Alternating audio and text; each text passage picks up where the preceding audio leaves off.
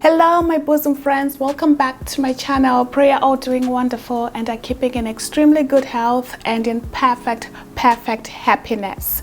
As promised, we're going to be chatting more about books, and today we're going to be talking about an easy read by Danielle still called Going Home. Her unforgettable first novel. I first read this book when I was in high school, and it's one of those books that stayed with me. So as I was walking in Kinokuniya, I'm forever and ever there. I feel like a trip to Dubai Mall is never complete without stopping by Kinokuniya. So yeah, it caught my eye and I recognized it instantly because it was one of the first books I ever read by her, and it's an easy read. It's not like it has any complexities like the works of Andrzej Sapkowski. I don't know if I'm pronouncing it correctly because he's Polish. But if you're familiar with The Witcher, The Last Wish, you know what I'm talking about. And so yeah, his work is very much layered, and also it's not like Great Expectations where you get to see the character development of Pip, or with the bad boy, what's his name, Heathcliff from Wuthering Heights. Oh my god. So yeah, that would take a lot of brain power. You need to put on your thinking cap, whereas with this one, it's a page turner. It's those kind of one of those books that you read at the beach, or when you just want to have your self-care. Instead of mindlessly scrolling, you just invest a couple of hours, and during the weekend you can finish it because it's such a page turner. So this is a story of a single mother. Her name is Jillian Forrester. She was married to some New Yorker, I would say, business tycoon, Fortune 500 kind of guy, because he's the type of a guy to pick up his daughter in a limousine. So she moved to San Francisco, and she moved to San Francisco to start afresh. So from the beginning, we get to hear the story told by Jillian. She says, we're going to San Francisco where we know no one, but it was pretty, it was worth a try. So we were trying, and I really admire her for starting over, especially after something extremely difficult, such as a divorce. So she was leaving behind the hustle and bustle of New York. And also in the beginning of the book, there is a lovely poem by Vincent Millay. He says, now by the path I climbed, I journeyed back. The oaks have grown, I have been long away. Taking me your memory and your lack, I now descend into a milder day. So I feel like this journey that she embarked on after getting a divorce has been life transformational, I should say. And one thing about taking a journey is that not anybody can take a journey for you. It's something you have to do on your own, and no matter how many screw ups you're going to encounter, this is your unique path.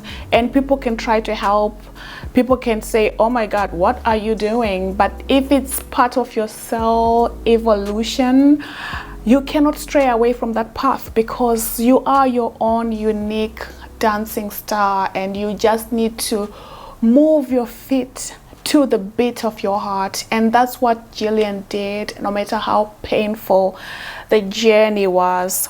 So as she was starting over, trying, as it said in the beginning, in San Francisco, she met a gorgeous, tall, healthy looking, beautiful man child, as she used to call him, called Christopher.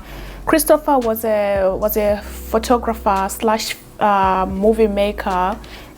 They met on set, and that afternoon, when they met in the morning, and then at the end of the day they were already taking off each other's clothes. I know, way too fast. Again, that's already a red light. So things happened after filming this commercial they were filming. Jillian was a stylist on the set, and like I said, Christopher was a photographer, and they spent the entire evening together, horseback riding at the beach. They had dinner together, and Jillian was just mesmerized. I think she had a thing for cowboy, just like her daughter did, who was 4 at the time. And so after that beautiful evening, or that first encounter they had together, he dropped her off at home. Jillian picked up her daughter from the neighbors who were babysitting her, and Chris met the daughter, and they bonded over cowboys, because Chris looked like a cowboy with his blonde long curls and denim on denim outfits, and super duper laid back, unlike the tight looking kind of fellas they were used to in New York. So they met, and immediately Samantha was calling Chris Uncle Chris, because she couldn't talk. She didn't have front teeth, I'm sure, and she was 4. So I would say that was extremely fast because, I mean, who would introduce a man to a child after the first date? And also knowing that they'd already slept together, then she was watching him playing these cowboy games with her daughter. Obviously, a flood of emotions are going to open, because there's nothing more beautiful than a mother seeing the men she fancies playing with her daughter. It just warms your heart as a mother. I'm sure you know what I'm talking about. And so they had dinner together on that first night, and then after dinner he said, oh, by the way, there's this woman I sort of live with. She's a flatmate, she's a roommate, she doesn't mean anything to me. And then he was gone for a couple of days. He never called, he never said anything. Another red flag, isn't it?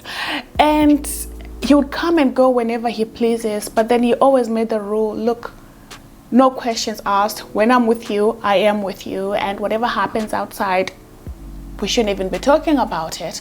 And Jillian, because somehow she just fell in love with this guy, and one would think that it's a karmic relationship. Maybe there was something she was meant to learn. But as I'm reading, getting invested in this book, in Jillian and her life and her daughter, I'm like, you need to stop, you need to get it together. So things got worse during summer when they decided to get a cabin. They rented a cabin together, and so Jillian got a job. She had to be on set for 6 hours. So she was supposed to be gone for 6 hours. And as luck would have it, or misfortune striked, I don't know, she, instead of 6 hours, she ended up coming back home within 4 hours. So when she came back home, she found Chris in bed with another woman. She threatened to leave him, and he would play with her mind, saying things like, well, if you showed up after 6 hours as you promised, you would have seen any of this. So it's kind of like your fault, you know? And she would sort of reason it out and realize, you know what, maybe he does have a point. And she would forgive him, even though he showed her time and time again that she's not a reliable guy. He is not the man for her. She still forgave him. And during that entire process, she fell pregnant. So yeah, that's another blow to the whole thing, isn't it? Chris wasn't ready to be a father. He told her, look, this is a small town. You cannot stay here. You have to go back to New York. So here we find her saying, I was going back to New York. I was going to make it. I would take the town and grab it by the neck until it gave me what I wanted. San Francisco might have been beautiful and a place of peace and sunshine, but New York has something else to offer: excitement. It was alive. It breathed and writhed and made you want to spring into action. It almost had a musical beat of its own, heavy, hypnotic, irresistible, and I could already feel its lure as the landing gear touched the runway. So this was when they were going over, leaving San Francisco, moving to New York. And again, you get to see the power of New York and how it really sucks you in and how you become power hungry.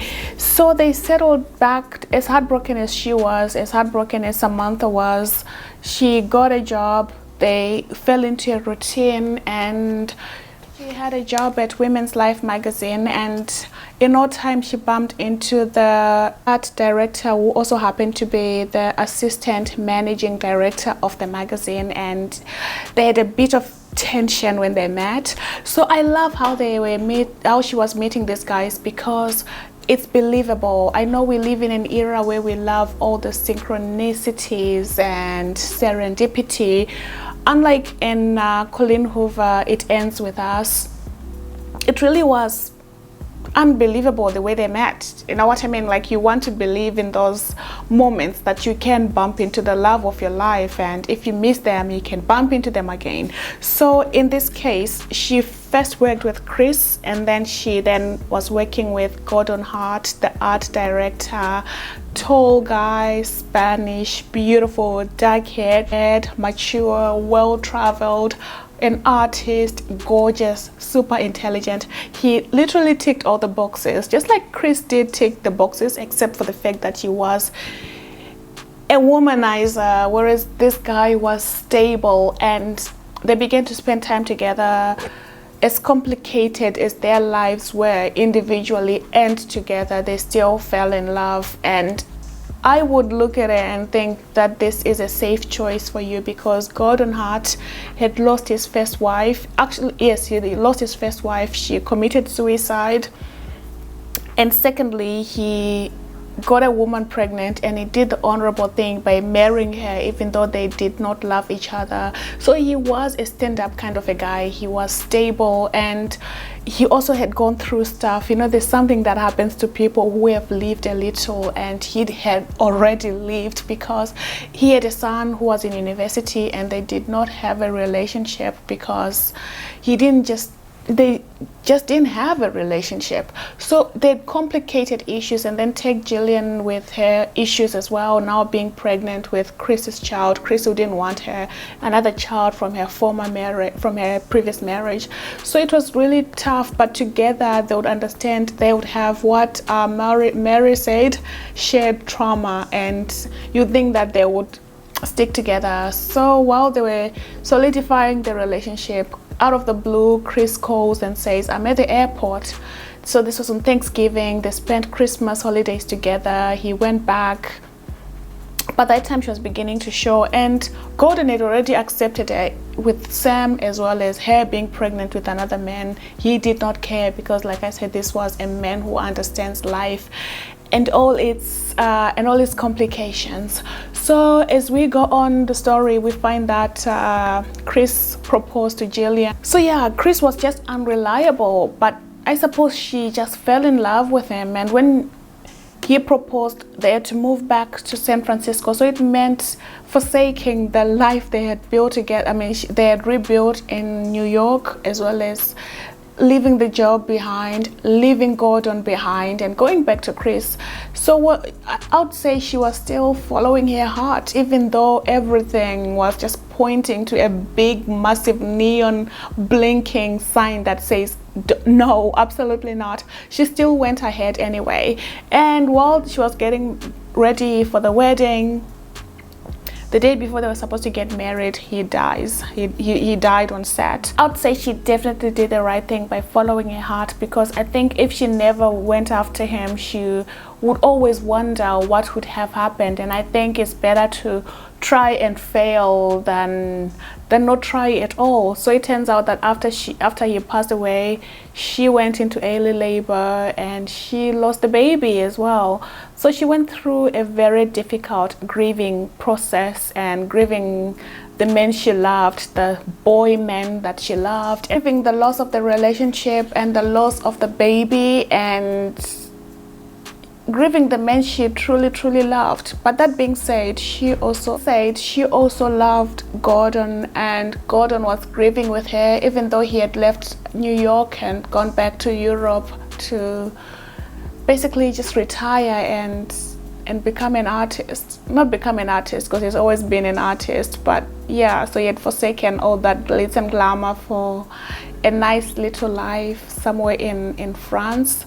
So he kept on asking her to consider coming over just for a few weeks, and eventually, after she had gone through the healing process that she had to go through. Eventually she decided to be with Gordon, and as painful as the journey was, I think she was meant to be with Gordon, because he was going to be extremely careful with her heart. And like I was saying, that at the end of the day, the journeys about life are really unique, because sometimes you can get somebody's winning formula and you can implement it in your own life, and it's not going to give you the results or even a quarter of the results that person got. Why? Because we are all on our unique journeys. And I think she was brave enough, stupid but brave enough to keep on following her life calling, keep on following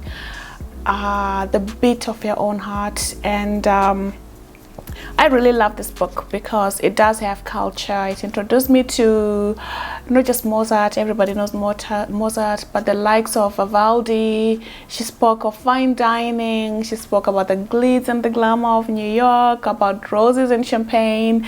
So when she was choosing between Chris and Gordon, she was forsaking the roses and the champagne and just going for an easy, kind of difficult life with Chris. And I think that is utterly beautiful, because it really gave me something to chew on, and also a bit of French as well, like when she was saying that au revoir, not adieu, adieu, I bid you adieu, not au revoir.